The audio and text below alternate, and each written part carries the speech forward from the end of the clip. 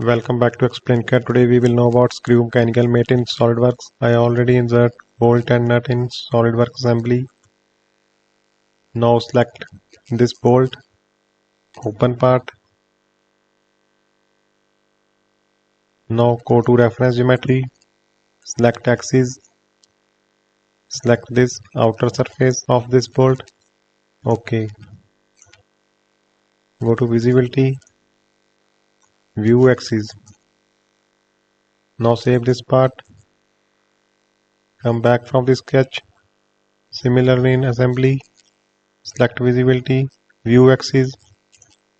Now go to mate, select mechanical mate, select screw mate. Select this axis and this surface of bolt. Regulations per mm. I select 1.25. OK. Again OK. Now hide all. Rotate this bolt.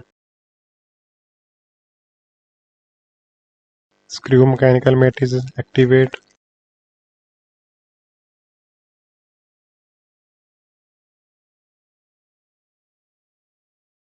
See here, it is working.